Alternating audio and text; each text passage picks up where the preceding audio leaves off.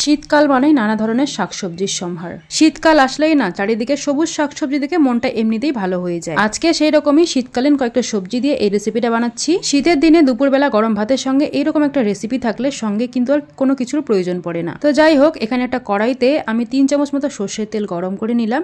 তেল হালকা গরম হয়ে গেলেই দিয়ে দিলাম 7-8টা ডালের বড়ি। বড়িগুলোকে একটু লাল করে ভেজে নামিয়ে নিচ্ছি।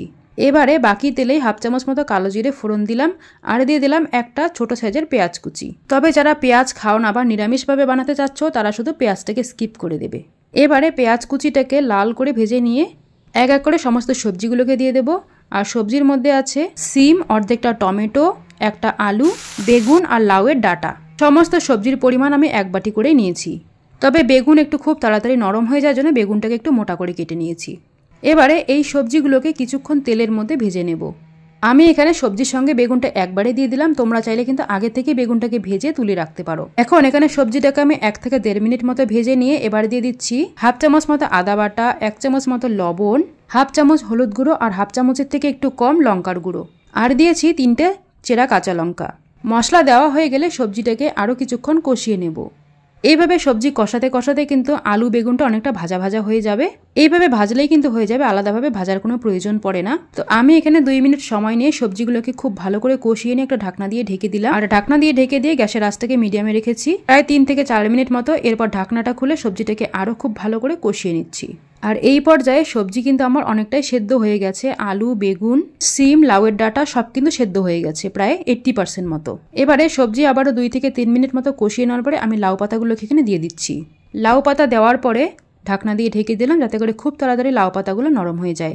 এরপর ঢাকনাটা খুলে 2 থেকে 3 মিনিট মতো সময় নিয়ে সবজিটাকে খুব ভালো করে কষিয়ে নেব। আর লাউ পাতাগুলোকে কিন্তু পরেই দিতে হবে। আগে সবজিগুলোকে ভালো করে সেদ্ধ করে নিতে হবে, তারপরে লাউ পাতাগুলোকে দিতে হবে। নাহলে প্রথমের দিকে লাউ পাতা দিয়ে দিলে কিন্তু লাউ পাতার কালারটা একদমই নষ্ট হয়ে যাবে আর সবজিটা দেখতে ভালো লাগবে না। তো এখন 3 মিনিট সময় নিয়ে আমি সবজিটাকে কষিয়ে নেওয়ার পরে এবার আগে থেকে যে বড়িগুলো ভেজে রেখেছিলাম সেই বড়ি এখানে দিয়ে দিলাম। আর বড়ি দেওয়ার পরে আবারও 2-3 মিনিট সময় নিয়ে ভালো করে কষিয়ে নিচ্ছি। এই পর্যায়ে সমস্ত সবজিগুলো কিন্তু সেদ্ধ হয়ে গেছে, আলু একদম গলে গেছে। আর খুব বেশি নাড়াচাড়া করলে বড়িগুলো কিন্তু ভেঙে যাবে। তাই জন্য এখন এখানে দিয়ে দিলাম 1 কাপ মতো জল। এবার জলটা দেওয়ার পরে সবজিটাকে খুব ভালো করে মিশিয়ে নেব। আর মিশিয়ে নেওয়া হয়ে গেলে ওপর থেকে দিয়ে দেবো 2টো চেরা কাঁচা লঙ্কা আর ভাজা জিরে গুঁড়ো। সব শেষে নামাবার কিছুক্ষণ আগে যদি 2টো কাঁচা লঙ্কা দেওয়া যায় তাহলে কিন্তু সবজিতে কাঁচা লঙ্কার খুব সুন্দর একটা ঘ্রাণ আসে আর তাতে করে সবজিটা খেতে কিন্তু খুব ভালো লাগে। তো এখন দেখো আমি ঢাকনা দিয়ে কিন্তু কিছুক্ষণ ঢেকে রেখেছিলাম। ওই ধরো 2-3 মিনিট সময় নিয়ে এরপর ঢাকনাটা খুলে সবজিটাকে আরও একটুখানি ভালো করে মিশিয়ে নিচ্ছি। আর এই মেশানোটাই কিন্তু আমাদের ফাইনাল মেশানো। এরপরে কিন্তু সবজিটাকে আমরা নামিয়ে নেব। ব্যাস তৈরি হয়ে গেল আমাদের কত সুন্দর একটা শীতের মিক্স সবজি।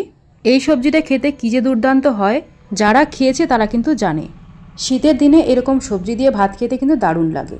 আমার তো আরও বেশি ভালো লাগে এরকম সবজি দিয়ে রোদে বসে ভাত খেতে।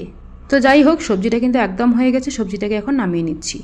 এই যে দেখো, সবজিটা নামানোর পরে দেখতে কতটা লোভনীয় লাগছে। গরম গরম ভাতের সঙ্গে এই 1 বাটি সবজি মনে হয় যেন অমৃত। তো যাই হোক, কেমন লাগলো তোমাদেরকে আজকের আমার রেসিপি? যদি ভালো লেগে থাকে তাহলে অবশ্যই একটা লাইক, কমেন্ট, শেয়ার করে দিয়ে আমার ইউটিউব চ্যানেলটিকে সাবস্ক্রাইব করে দেবে। আর যারা যারা আমার চ্যানেলটিকে সাবস্ক্রাইব করে দিয়েছে তাদেরকে অনেক অনেক ধন্যবাদ। খুব ভালো থেকো, দেখা হচ্ছে আর একটা নতুন ভিডিওর সঙ্গে।